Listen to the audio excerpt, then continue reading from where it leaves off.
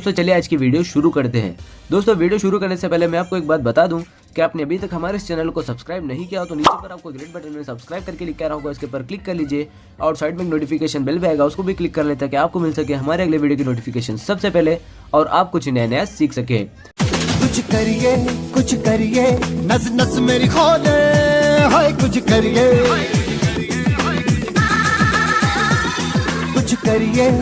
करिए बस बस बड़ा बोले अब कुछ करिए ओ कोई तो चल सिद्ध फड़िए तू बेतरिए या मरिए हाय कोई तो चल सिद्ध फड़िए तू बेतरिए या मरिए शक दे हो शक दे गिलिया शक दे हो शक दे गिलिया शक दे हो शक दे गिलिया शक दे हो शक दे गिलिया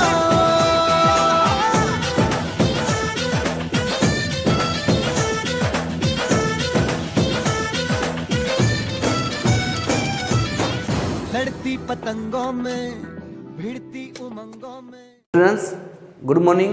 તો વિદ્યાર્થી મિત્રો આપણે ધોરણ 11 ની અંદર જે ચેપ્ટર નંબર 2 જૈવિક વર્ગીકરણ વિશે અભ્યાસ કરતા હતા તેની અંદર આજનો જે આપણો ટોપિક છે આપણે જોઈએ તો ફૂગની અંદર આપણે બે ઘટકો જોયા। આજનો જે ટોપિક છે તે છે બેસિડોમાયસેટિસ। કયો છે? બેસિડોમાયસેટિસ। બેસિડોમાયસેટિસની વાત કરીએ તો સામાન્ય રીતે બેસિડોમાયસેટિસ વર્ગના સ્વરૂપ મશરૂમ સ્વરૂપે પણ ઓળખાય, ગુચ્છી ફૂગ પણ ઓળખાય અને પફ બોલ્સ તરીકે પણ જાણીતા છે। તો આપણે જોઈએ કે બેસિડોમાયસેટિસ છે તે વર્ગની જે ફૂગ છે તે કયા તરીકે ઓળખાય તો કે મશરૂમ તરીકે ઓળખીએ। બીજું તો કે આપણે એને કહેવામાં આવે છે કે બ્રેકેટ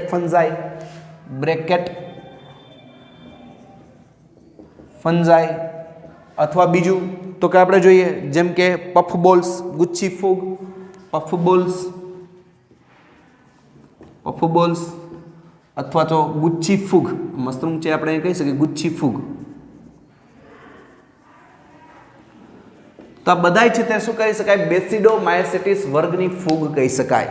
તો બેસિડોમાયસેટિસની વર્ગની ફૂગ કયા કયા નામે ઓળખાય તો કે આપણે જોઈએ તો કે મશરૂમ તરીકે ઓળખાય, બ્રેકેટ ફંજાઈ તરીકે ઓળખાય છે, પફ બોલ્સ તરીકે પણ ઓળખાય છે અને ગુચ્છી ફૂગ તરીકે પણ તેને ઓળખવામાં આવે છે। તો એનો મતલબ એમ કે અહીંથી જે પણ પ્રશ્ન નીકળશે કોઈ પણ પ્રકારનો નીકળી શકે।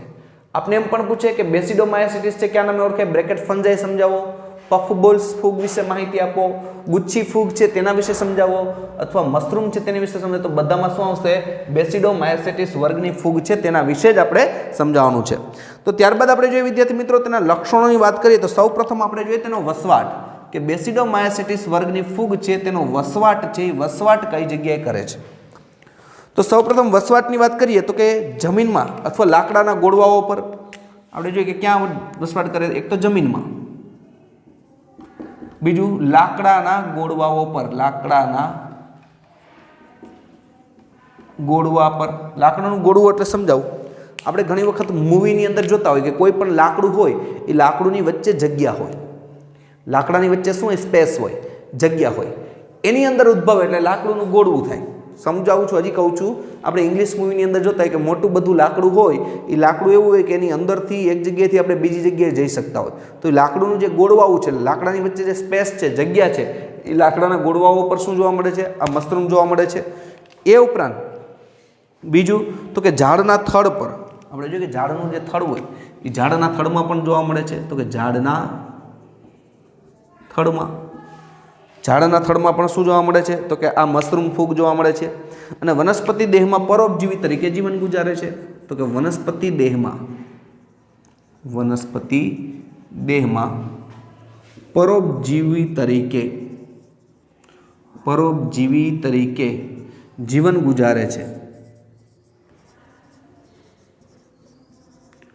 વનસ્પતિ દેહમાં કેવું? પરોપજીવી તરીકે। પરોપજીવી એટલે ખબર હોય કે જે જીવંત વનસ્પતિ હોય એ જીવંત વનસ્પતિ ઉપર વસવાટ કરીને જીવન ગુજારે એટલે એને કેવું કહેવાય? પરોપજીવી। આ વસ્તુ મગજમાં રાખવાની છે। તો આ જે ફૂગ છે એ વસવાટ કઈ કઈ જગ્યાએ કરે તો કે જમીનમાં પણ હોય, લાકડાના ગોળવા ઉપર પણ હોય, જે ઝાડવું છે ઝાડવાના થડ વિસ્તારમાં પણ જોવા મળે, વનસ્પતિ દેહમાં ક્યાં તરીકે તો કે પરોપજીવી તરીકે તે જીવન ગુજારે છે। એ ઉપરાંત આપણે વાત કરીએ, દાખલા તરીકે આપણે જોઈએ કે ક્યાં કહેતો કે ગેરુ જેવા રોગ અથવા અંગારિયા રોગ છે તે આ ફૂગને કારણે થાય છે. તો દાખલા તરીકે ગેરુ અંગારિયા, દાખલા તરીકે ગેરુ અને અંગારિયા. ગેરુ છે તેને આપણે રષ્ટ તરીકે ઓળખીએ છીએ અને અંગારિયાને મષ્ટ તરીકે ઓળખીએ છીએ. તો આ ઉપરાંત તેની કવકજાળ વિશે વાત કરીએ કે આ જે વનસ્પતિ છે તેની કવકજાળ છે કયા પ્રકારની જોવા મળે? તો કવકજાળની વાત કરીએ તો કવકજાળ શાખિત અને પડદાયુક્ત હોય છે. કવકજાળ કેવી હોય છે? તો કે કવકજાળ છે તે શાખિત અને પડદાયુક્ત. કવકજાળ કેવી હશે? તો કે શાખિત હોય છે અને એ ઉપરાંત કેવી હોય છે? પડદાયુક્ત હોય છે. તો વિદ્યાર્થી મિત્રો, કવકજાળ શાખિત એટલે તમને ખબર છે, એક્ઝામ્પલ તરીકે લઈ લઈએ ફરીથી. આ રીતના કવક તંતુ હોય એ આ રીતના શાખિત થયેલા હોય, ફેલાયેલા હોય. એટલે કવકજાળ કેવી છે? શાખિત. અને પડદાયુક્ત એટલે આ રીતના શું હોય? વચ્ચે વચ્ચે આવરણ આવેલું. તો કવકજાળ કેવી છે? તો કે શાખિત અને પડદાયુક્ત કવકજાળ જોવા મળે છે. એ ઉપરાંત તેમાં અલિંગી પ્રજનન જોઈએ. કયું પ્રજનન? તો અલિંગી પ્રજનન. અલિંગી પ્રજનન કયા પ્રકારે કરે? તો અલિંગી પ્રજનનની વાત કરીએ તો ખાસ કરીને અલિંગી પ્રજનન સામાન્ય રીતે જોવા મળતું નથી. શું જોવા મળતું નથી? તો કે અલિંગી પ્રજનન જોવા મળતું નથી.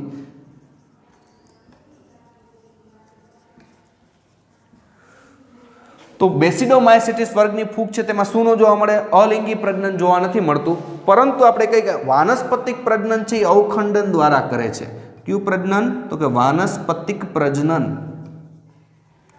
કઈ પ્રક્રિયા દ્વારા? તો કે અવખંડન. તો વાનસ્પતિક પ્રજનન છે કઈ પ્રક્રિયા દ્વારા થાય છે?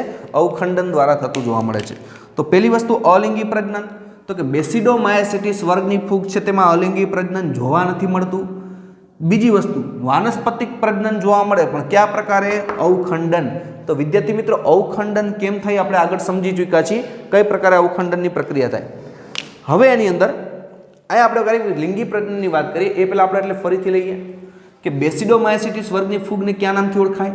મશરૂમ તરીકે પણ ઓળખાય, બ્રેકેટ ફંજાઈ તરીકે પણ ઓળખાય, પફ બોલ્સ તરીકે પણ ઓળખાય અને ગુચ્છી ફૂગ. એટલે એમસીક્યુ અથવા પ્રશ્ન છે કોઈ પણ પ્રકારે પૂછાઈ શકે. વસવાટ ક્યાં કરે? તો કે જમીનની અંદર પણ આ ફૂગ હોય, લાકડાઓના ગોળવાઓ ઉપર પણ હોય, ઝાડવાના થડમાં પણ આ જોવા મળે અને વનસ્પતિ દેહની અંદર પરોપજીવી તરીકે એટલે કે દેહની અંદર રહીને વસવાટ કરે. કયા રોગો ઉત્પન્ન કરે? ગેરુ અને અંગારિયા જેવા રોગો ઉત્પન્ન કરે. કવકજાળ આ વનસ્પતિના રોગો છે. કવકજાળ કેવી હોય? તો કે શાખિત હોય અને બીજી કેવી હોય છે? પડદાયુક્ત હોય છે. અલિંગી પ્રજનન જોવા નથી મળતું, પરંતુ વાનસ્પતિક પ્રજનન છે કઈ પ્રક્રિયા દ્વારા? અવખંડન દ્વારા જોવા મળે છે. હવે વિદ્યાર્થી મિત્રો, આપણે અલિંગી પ્રજનન છે તો હવે આપણે લિંગી પ્રજનન વિશે વાત કરીએ. કઈ પ્રક્રિયા? લિંગી પ્રજનન. તો આમાં લિંગી પ્રજનન છે કઈ પ્રકારે જોવા મળે? તો વાત કરીએ આપણે લિંગી પ્રજનન.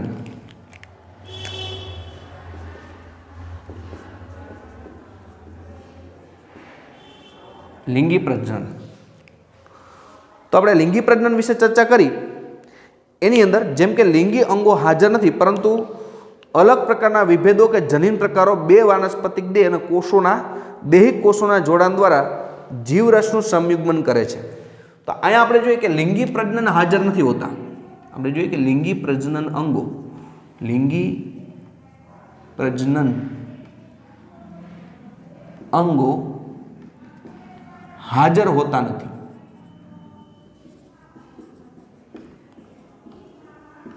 તો જે લિંગી પ્રજનન અંગો છે એ કેવા છે? ગેરહાજર છે. જેમ કે આપણે પુષ્પની અંદર જોતા હોય તો પુષ્પની અંદર લિંગી પ્રજનન અંગો ક્યાં હોય? તો કે સ્ત્રી કેસર અને પુકેસર. આપણે આવી ગયું ધોરણ 10 ની અંદર પણ. તો સ્ત્રી કેસર અને પુકેસર છે એ કેવા છે? લિંગી અંગો છે. પણ અહીંયા જોઈએ તો આ જે લિંગી પ્રજનન અંગો છે તે હાજર હોતા નથી, છતાં પણ લિંગી પ્રજનન તો કરે છે. તો કે વાનસ્પતિક દેહ કે કોષોના જોડાણ દ્વારા તે શું કરે છે? તે પ્રજનનની પ્રક્રિયા કરે છે. તો આના કારણે આપણે જોયું તો કે કેની નિર્માણ થાય? તો કે તેના કારણે દ્વિકોષ કેન્દ્રીય રચના ઉદ્ભવે છે. દ્વિકોષ કેન્દ્રીય રચના કેમ ઉદ્ભવે આપણે આગળ જોઈ ગયા છીએ કે કોષ કેન્દ્રનું જોડાણ ન થાય પણ જીવરસનું સંયુગ્મન થાય. તો લિંગી પ્રજનનની ગેરહાજરી હોવા છતાં લિંગી પ્રજનન કરે છે. એટલે આપણે જોયું તો જેમ કે કવક તંતુઓ છે એ કવક તંતુઓ એકબીજા સાથે જોડાય. કવક તંતુ એકબીજા સાથે જોડાય એટલે પહેલા શું થાય? તો કે જીવરસનું સંયુગ્મન. આપણે કમ લખી જીવરસનું સંયુગ્મન. પહેલા શું થાય? તો કે જીવરસનું સંયુગ્મન થાય. એટલે પહેલા જીવરસ જોડાય. જીવરસ જોડાય પછી કઈ અવસ્થા આવે તો કે દ્વિકોષ કેન્દ્રીય અવસ્થા। મેં તમને ચાર્ટ દોરાવેલો છે એની ઉપરથી જ ખબર પડશે દ્વિકોષ કેન્દ્રીય અવસ્થા, કારણ કે કોષ કેન્દ્ર છે એ સીધે સીધા નથી જોડાતા। એટલે પહેલા કઈ અવસ્થા આવે તો કે દ્વિકોષ કેન્દ્રીય અવસ્થા આવે, બે કોષ કેન્દ્રનું નિર્માણ થાય। એના માટે મેં તમને શરૂઆતમાં જે સ્ટેપ કરાવ્યા હતા એ સ્ટેપ મગજમાં હોવા જરૂરી છે। તો જીવરસનું સંયુગ્મન થાય પછી કઈ અવસ્થા આવી જાય તો કે દ્વિકોષ કેન્દ્રીય અવસ્થા આવે અને અંતમાં પ્રકણિધાની બીજાણુધાની તરીકે તે વિકાસ પામે છે। તો આપણે જોઈએ કે અંતમાં તેમાંથી શું વિકાસ થશે? પ્રકણી બીજાણુધાનીનું નિર્માણ થાય છે। પ્રકણી બીજાણુધાનીનું શું થાય? તેમાં નિર્માણ થાય છે, જેને આપણે બેસિડિયમ તરીકે ઓળખીએ છીએ। શું કહેવામાં આવે છે? ધાની બીજાણુ, એટલે કે પ્રકણી બીજાણુધાની હોય ને શું કહેવામાં આવે છે? બેસિડિયમ। તો આપણે લખી બેસિડિયમ।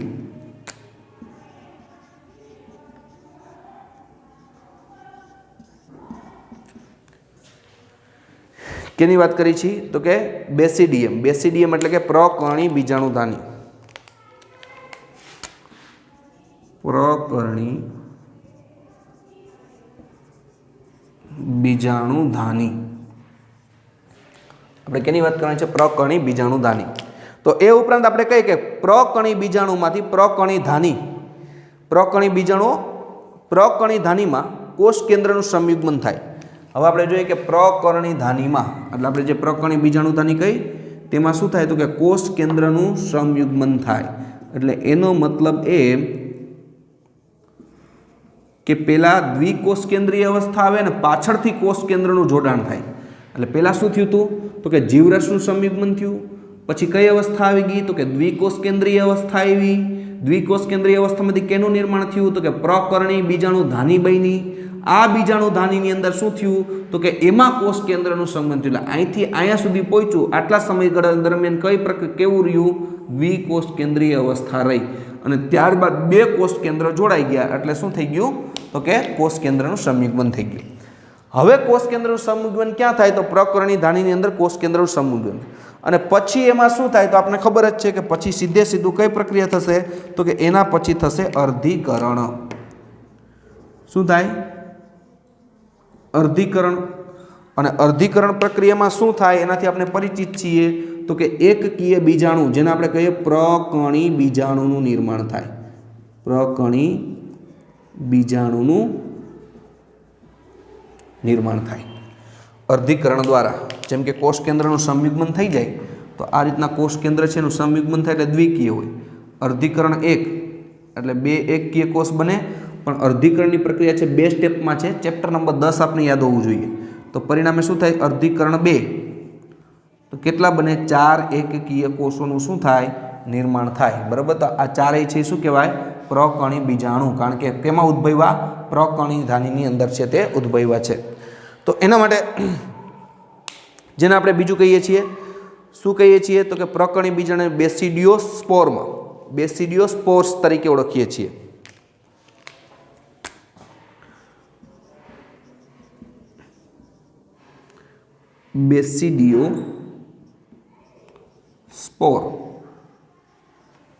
બેસિડિયોસ્પોર્સ એટલે શું થાય તો કે એનો મતલબ થાય પ્રકણી બીજાણુ।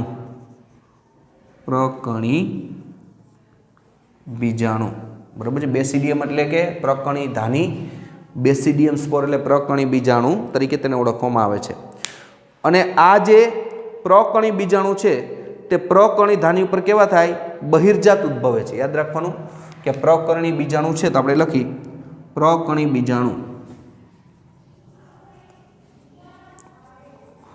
પ્રકર્ણીધાની પર કેવા ઉદ્ભવે તો કે બહિર્જાત ઉદ્ભવે છે। બહિર્જાત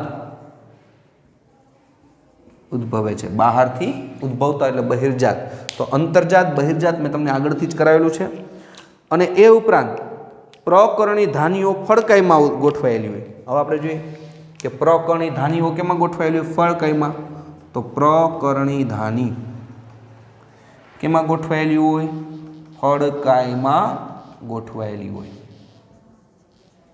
પ્રકર્ણી ધાની છે કેમાં ગોઠવાયેલી હોય? ફડકાઈમાં ગોઠવાયેલી હોય અને તેને પ્રકર્ણી ધાનિકાઓ તરીકે ઓળખવામાં આવે છે. શું કહેવામાં આવે? અને આ ફડકાઈને શું કહેવામાં આવે? પ્રકર્ણી ધાનિકાઈ. પ્રકર્ણી ધાનિકાઈ યાદ રાખવાનું. ફડકાઈને શું કહેવામાં આવે? પ્રકર્ણી ધાનિકાઈ. બરાબર છે, જેને આપણે અહીં લખી તો પ્રકર્ણી ધાનિકાઈ. પ્રકર્ણી ધાનિકાઈ જેને કયા નામથી ઓળખવામાં આવે છે? તો બેસિડિયોકાર્પ. બેસિડિયોકાર્પ.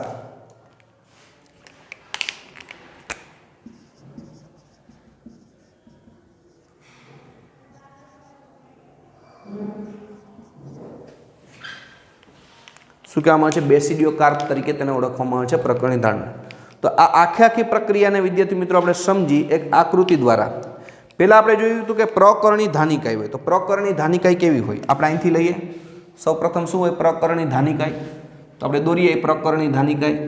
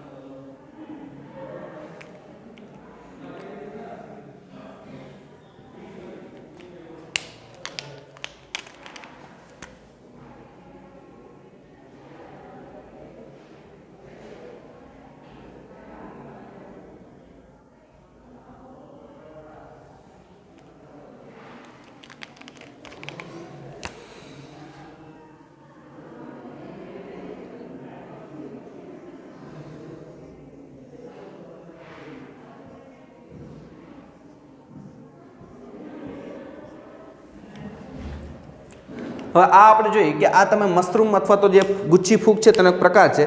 તો આ આખી રચનાને ફડકાઈ કહેવાય. આ આખી રચના છે ને શું કહેવાય? તો કે ફડકાઈ. આપણે લખી ફડકાઈ. તો વિદ્યાર્થી મિત્રો સમજી, ફડકાઈ છે ને બીજું શું કહેવાય? પ્રકર્ણી ધાનિકાઈ. એટલે આ ફડકાઈને તમે બીજું શું કહી શકો? પ્રકર્ણી ધાનિકાઈ. કયો શબ્દ વાપરી શકો? પ્રકર્ણી ધાનિકાઈ. આપણે લખી પ્રકર્ણી ધાનિકાઈ. બરાબર છે, પ્રકર્ણી ધાનિકાઈ. હવે આ પ્રકર્ણી ધાની છે. પ્રકર્ણી ધાનિકાઈમાં શું ગોઠવાયેલી હોય? તો કે પ્રકર્ણી ધાની. પ્રકર્ણી ધાનિકાઈમાં શું ગોઠવાયેલું હોય? પ્રકર્ણી ધાની. બરાબર છે. તો પ્રકર્ણી ધાની એટલે આપણે જોઈએ કે આ આખી પ્રકર્ણી ધાનિકાઈ કહેવાય. અને અહીંયા તમને જે લીટાઓ દેખાય છે, બરાબર છે, જે તમને પણ લીટાઓ દેખાય છે એ લીટાઓને આપણે શું કહેશું? તો કે પ્રકર્ણી ધાની. આપણે કઈ રીતે આપણે આગળ જોઈએ તો વિદ્યાર્થી મિત્રો આ તમને જે લાઇનિંગો દેખાય છે, આપણે બ્લુ કલરથી લીલા કલરથી લાઇનિંગ દોરી છે, એ શું છે? તો કે કવક ઝાડ છે. આ શું છે? કવક ઝાડ. એને થોડુંક આપણે ઝૂમ કરીને લઈએ એટલે આપણે થોડોક આઈડિયો આવે. આ એક તંતુને આપણે ઝૂમ કરી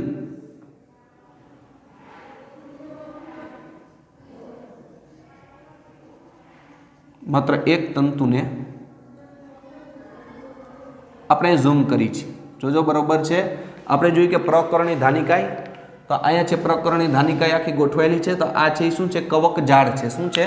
કવક ઝાડ. તો એક તંતુ આપણે લઈએ તો એની અંદર આ બધામાં એ રીતે ગોઠવાયેલું, પણ આપણે આને ઝૂમ કરી છીએ.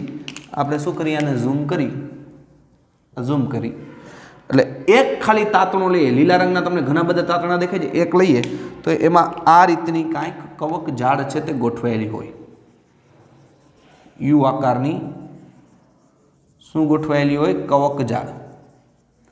તો આ રીતના યુ આકારની શું ગોઠવાયેલી છે? કવક ઝાડ. આ જે રચના છે શું છે? તો કે કવક ઝાડ. હવે કવક ઝાડ છે તેની ઉપર આવી કંઈક રચનાઓ તમને જોવા મળશે.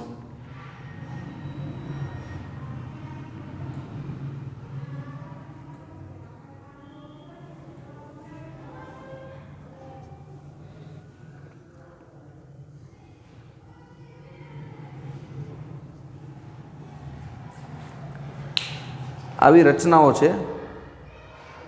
તેની અંદર જોવા મળશે. કવકજાળ ઉપર આવી રચનાઓ જોવા મળે.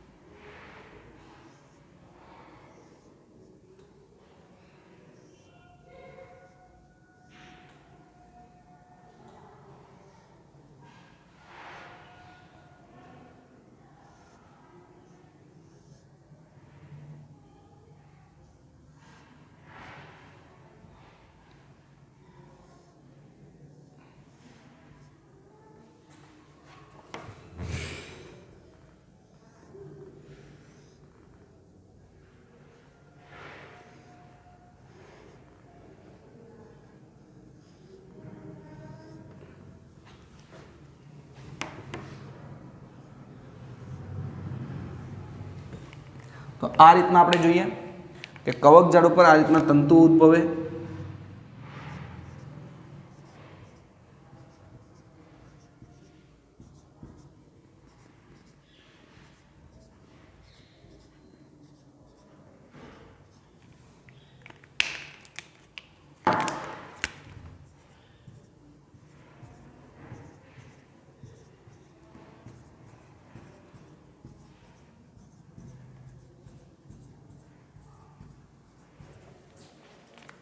આ રીતની રચના છે તેને આપણે ઝૂમ કરશું એટલે આપણે આવી કંઈક રચના જોવા મળશે. તે છે કવકજાળ. કેવા આકારની હોય તો કે યુ આકારની. હવે એની અંદર ફરીથી આપણે આને એકને ઝૂમ કરીએ તો કેવી રચના જોવા મળે. દાખલા તરીકે આ એક છે, આ એક વસ્તુ છે, એને આપણે ઝૂમ કરીએ અહીંયા માત્ર આને.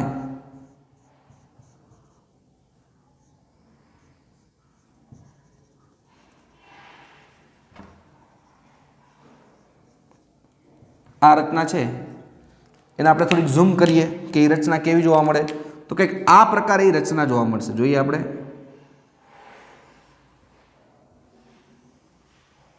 આ પ્રકારે બરાબર છે. આ પ્રકારે રચના જોવા મળે. એની અંદર આવી રીતના તંતુઓ આવેલા હોય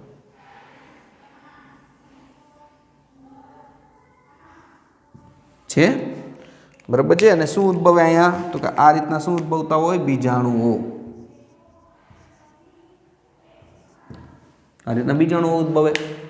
તો આ જે રચના જોવા મળે ને તો તમે અહીંયા જે રચના દેખાય આપણે જોયું કે પ્રકરણી ધાનિકાય. પ્રકરણી ધાનીમાં શું આવેલું હોય તો કે પ્રકરણી ધાનિકાયમાં પ્રકરણી ધાની આવેલી હોય. શું આવેલી હોય પ્રકરણી ધાની, તો જેને આપણે બેસિડિયમ કહીએ.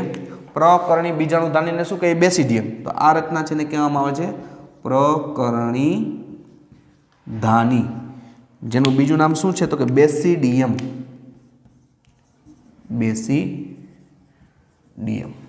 બેસિડિયમ જેને પ્રકરણી ધાની કહેવાય. હવે આ ઉપર દેખાય છે તેને શું કહેવામાં આવે તો કે પ્રકરણી બીજાણુ. શું છે પ્રકરણી બીજાણુ. અને આ પ્રકરણી બીજાણુને આપણે શું કહીએ બેસિડિયોસ્પોર્મ. શું કહીએ છીએ બેસિડિયોસ્પોર્મ. અહીં જોવા મળે છે. તો પહેલા આપણે જોઈએ કઈ રીતના આખી રચના તો કે પહેલા તો ફળકાય ધાની આવેલી હોય અથવા તો આપણે પ્રકરણી ધાનિકાય. એની અંદર આપણે ઝૂમ કર્યું તો આપણે જોવા મળે કવકજાળ. કવકજાળ ઉપર આવી રચનાઓ જોવા મળે. આ જે રચના છે તે શું છે ને ઝૂમ કર્યું તો આ કવકજાળ ઉપર પહેલા શું હોય પ્રકરણી ધાનિકાય હોય. એટલે ફળકાય પ્રકરણી ધાનિકાયની અંદર પ્રકરણી ધાની આવેલી હોય. આ ભાગને પ્રકરણી ધાની કહેવાય. પ્રકરણી ધાની ઉપર શું આવેલા હોય પ્રકરણી બીજાણુ. પ્રકરણી ધાનીની ઉપર શું આવેલા હોય પ્રકરણી બીજાણુ. અને આ જે પ્રકરણી બીજાણુ છે તે કેવા કહેવાય અંદર છે કે બહાર તો કે બહાર. એટલે કેવા કહેવાય તો કે બહિર્જાત. કેવા કહેવામાં આવે છે બહિર્જાત. તો પ્રકરણી ધાની ઉપર શું ઉદ્ભવે પ્રકરણી બીજાણુ. અને આ પ્રકરણી બીજાણુ હોય છે કેવા હોય છે બહિર્જાત હોય છે, જેના વિશે આપણે માહિતી મેળવી. તો વિદ્યાર્થી મિત્રો અહીંયા ખાસ ધ્યાન રાખવા જેવી બાબત એ કે અહીંયા આપણે જોયું હતું કે આમાં પહેલી વસ્તુ કે લિંગી પ્રજનન છે તો લિંગી અંગો આમાં હાજર હોતા નથી. આપણે જોઈએ છીએ લિંગી અંગો કોઈ હાજર નથી. તો પહેલાં જીવરસનું સંયુગ્મન થાય અને જીવરસનું સંયુગ્મન થઈ જાય તરત કોષ કેન્દ્ર જોડાતું નથી. શરૂઆતની રચનાઓ યાદ કરવી એટલે દ્વિકોષ કેન્દ્રીય અવસ્થા આવે. દ્વિકોષ કેન્દ્રીય અવસ્થા છે કેનું નિર્માણ કરે તો કે પ્રકરણી બીજાણુ ધાનિકાયનું નિર્માણ કરે. પ્રકરણી બીજાણુ ધાની. તો આપણે જોઈએ કે પ્રકરણી બીજાણુ ધાની આ કઈ આવી ગઈ? પ્રકરણી ધાની કયો કે પ્રકરણી બીજાણુ ધાની બની. હવે એમાં શું થાય તો અહીંયા છે કોષ કેન્દ્રનું જોડાણ થાય આ રીતના. અહીં બે કોષ કેન્દ્ર હોય, આ બંને કોષ કેન્દ્ર શું થાય તો કે આ બંને કોષ કેન્દ્ર છે એ જોડાઈ જાય. આ જોડાઈ ગયા એટલે અર્ધીકરણ દ્વારા કેનું નિર્માણ કરે તો કે પ્રકરણી બીજાણુ. અર્ધીકરણ કરશે એટલે આપણે ખબર છે કેટલા બીજાણુ બને? એકમાંથી 4, તો 4 પ્રકરણી બીજાણુ બનાવ્યા. આ પ્રકરણી બીજાણુ શું કહેવાય તો કે બહિર્જાત પ્રકારના કહેવાય. પ્રકરણી બીજાણુ કહેવાય છે બીજ. તો પ્રકરણી બીજાણુ, તો આ પ્રકરણી બીજાણુ કેમાં ઉદ્ભવ્યા? પ્રકરણી ધાનીમાં. પ્રકરણી બીજાણુ છે કેમાં ઉદ્ભવ્યા? પ્રકરણી ધાનીમાં. અને એ કેવા છે પ્રકરણી બીજાણુ તો કે બહિર્જાત છે. તો આ પ્રકરણી ધાની છે એ કેમાં ગોઠવાયેલી છે તો કે ફડકાઈમાં. તો આ આખી રચના આપણે ઝૂમ ક્યાંથી કરી રીતે અહીંયા, તો આ આખી રચનાને શું કહેવાય તો કે ફડકાઈમાં. તો પ્રકરણી ધાની છે કેમાં ગોઠવેલી? ફડકાઈમાં. અને ફડકાઈને શું કહેવાય? પ્રકરણી ધાની કઈ કહેવાય. એટલે આ રીતના આને સમજવું પડે એટલે આપણે ખ્યાલ આવે. તો વિદ્યાર્થી મિત્રો, આ ઉપરાંત આપણે જોઈએ કે તેના જે રોગો છે અથવા તો તેના જે ઉદાહરણો છે એના વિશે વાત કરી. એના માટે બોર્ડ વર્ક રાખવું ખાસ જરૂરી છે, બરાબર છે. તેની ઉપરથી જ આપણે આખી પ્રક્રિયા સમજાશે. બોર્ડ વર્ક એવું હોય તો દોરી લેવું, સ્ક્રીનશોટ પાડીને દોરી લેવું, જેથી આપણે રચના સમજવામાં સરળતા રહે, બુક્સની અંદર હશે નહીં. તો આપણે એક ઉદાહરણ લઈ, જેમ કે પેલું ઉદાહરણ છે અગેરિક્સ.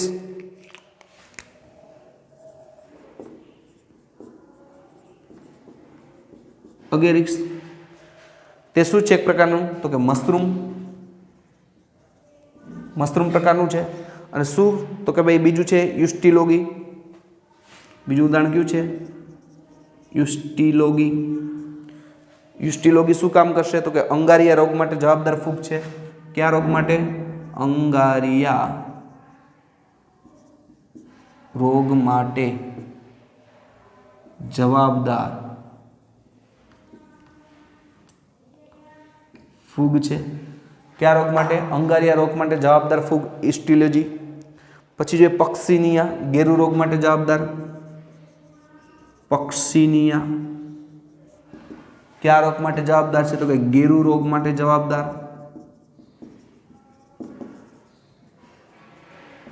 ગેરુ રોગ માટે જવાબદાર ફૂગ છે. એ ઉપરાંત સામાન્ય રીતે વર્ગના સભ્યો, આપણે એક્સ્ટ્રા ઉદાહરણ થોડાક લઈએ. એની પહેલા કેની વાત કરી છે? અગેરિક્સ. આ ફૂગનું નામ છે અને કઈ ફૂગનો પ્રકાર છે? બેસિડિયોમાયસેટિસનો પ્રકાર છે, જે મશરૂમ પ્રકારની ફૂગ કહીએ. પછી ઇસ્ટિલોગી, તો આ એમસીક્યુ માટે યાદ રાખવાનું, નીટ માટે, કે ઇસ્ટિલોગી છે એ ફૂગ છે કેના માટે જવાબદાર છે તો કે અંગારિયા રોગ માટે જવાબદાર છે. વનસ્પતિમાં કયો રોગ થાય? અંગારિયા રોગ. અને અંગારિયા નામનો રોગ છે એના માટે જવાબદાર ફૂગ કઈ તો કે ઇસ્ટિલોગી. પછી ઘઉંમાં ગેરુ નામનો રોગ થાય એના માટે કઈ જવાબદાર ફૂગ છે તો કે પક્સિનિયા નામની ફૂગ છે તેના માટે જવાબદાર છે. બીજા આપણે અમુક એક્સ્ટ્રા ઉદાહરણ લઈએ નીટ માટે. અમુક એક્સ્ટ્રા ઉદાહરણ લઈ લઈએ નીટ બેઝ ઉપર આપણે જવું હોય તો, જેમ કે અમિનિટા. અમિનિટા કઈ છે? અમિનિટા, જેને બીજું ટોડ સ્ટૂલ તરીકે પણ ઓળખાય. ટોડ સ્ટૂલ તરીકે પણ ઓળખવામાં આવે છે. એટલે કે ટોડ સ્ટૂલ, ટૂડ નો બોલતા ટોડ, બરાબર છે, ટોડ સ્ટૂલ. અને કેના માટે તો કે ખૂબ જ ઝેરી મશરૂમ છે, યાદ રાખવાનું, ખૂબ જ ઝેરી મશરૂમ. તો કઈ આવશે? બરાબર છે, અમિનિટા. તો આ જે અમિનિટા છે તે એને બીજું શું કહેવાય તો કે ટૂડ સ્ટૂલ પણ કહેવાય. આ એક્સ્ટ્રા છે, લખી નાખજો. અમિનિટા ટૂડ સ્ટૂલ પણ કહેવાય. અને કેવી છે તો કે ખૂબ ઝેરી મશરૂમ છે. બીજું આપણે જોઈએ એ ઉપરાંત, જેમ કે પફ બોલ્સનું આપણે ઉદાહરણ આપ્યું છે, લાઇકોપેરોડોન. લાઇકોપેરોડોન,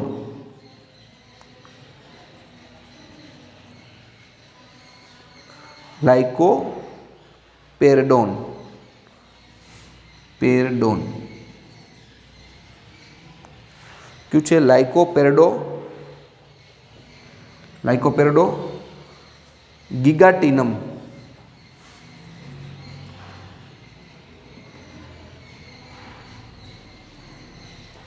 કઈ છે? લાઇકોપેરમ ગિગાટિનમ. લાઇકોપેરેડો ગિગાટિનમ તે કેનું ઉદાહરણ છે તો કે પફ બોલ્સ. આપણે એ પૂછે કારણ કે એને પફ બોલ્સ પણ કહેવાય. તો પફ બોલ્સ ફૂગ કઈ? પફ બોલ્સ પ્રકારની ફૂગ કઈ? તો યાદ રાખવું પડે લાઇકોપેરેડો ગિગાટિનમ. આ છે તે પફ બોલ્સ પ્રકારની છે, જેમાં શું જોવા મળે? પ્રકરણી ધાનિકા એટલે કે બેસિડિયો કાર્પ જોવા મળે. બેસિડિયો કાર્પ. બેસિડિયો કાર્પ એટલે ખબર પડી જવી જોઈએ. બેસિડિયો કાર્પ કેને કહેવાય? તો આપણે જોઈ ગયા હતા હમણાં જ. કેને કહેવામાં આવશે? તો કે પ્રકરણી ધાનિકાઈને. પ્રકરણી ધાનિકાઈને. પ્રકરણી ધાનિકાઈ. અને આ પ્રકરણી ધાનિકાઈ છે ને શું કહેવાય? તો કે પફ બોલ્સ તરીકે ઓળખવામાં આવે છે. તો આ એનું ઉદાહરણ છે, કારણ કે આપણે અહીં કીધું છે બેસિડિયો અને પફ બોલ્સ પણ કહેવાય, તો કદાચ MCQમાં આપી પણ શકે. અને કેના માટે છે? તો કે ખોરાક તરીકે ઉપયોગી છે. પફ બોલ છે કેના માટે ઉપયોગી છે? ખોરાક તરીકે ઉપયોગી છે. તો પફ બોલ્સ છે કેના માટે ઉપયોગી છે? ખોરાક માટે. તો એ ખાસ યાદ રાખવાના NCERT બેઝના જે ઉદાહરણ છે પહેલાં યાદ રાખશું. અગેરિક્સ મશરૂમ પ્રકારની છે. યુસ્ટિલોગી તો કે અંગારિયા રોગ માટે જવાબદાર ફૂગ છે. પક્સિનિયા તો કે ગેરુ રોગ માટે જવાબદાર ફૂગ છે. અને એક્સ્ટ્રા કઈ છે? અમિનિટા, જેને બીજું ટૂડ સ્ટોલ પણ કહેવાય, અને તે ખૂબ ઝેરી મશરૂમ છે. તો આ MCQમાં પૂછાય ખૂબ ઝેરી મશરૂમ કઈ, તો આપણે લખવાની ટૂડ સ્ટોલ પણ કહેવાય એને. જેમ કે લાઇકોપેરેડો ગિગાટિનમ શેના માટે છે? તો કે પફ બોલ્સ પ્રકારની ફૂગનું ઉદાહરણ છે. જેમાં શું હોય? તો કે બેસિડિયો કાર્પ. બેસિડિયો કાર્પ એટલે તો કે પ્રકરણી ધાનિકાઈ. આપણે જોયું હતું આખી રચના શું કહેવાય? પ્રકરણી ધાનિકાઈ. અને તે કેના માટે ઉપયોગી છે? તો કે ખોરાક તરીકે ઉપયોગી છે. તો વિદ્યાર્થી મિત્રો આ વાત થઈ તેની. હવે ત્યારબાદ આપણે જોઈએ એના પછી છે કઈ છે? તો કે ડ્યુટરોમાયસેટિસ. કયું આવશે? ડ્યુટરોમાયસેટિસ. તો અહીં સુધી આપણે લેક્ચર રાખી. નેક્સ્ટ લેક્ચરની અંદર આપણે જોશું ડ્યુટરોમાયસેટિસ, તેના વિશે આપણે અભ્યાસ કરશું. ઓકે વિદ્યાર્થી મિત્રો, thank you. Have a nice day.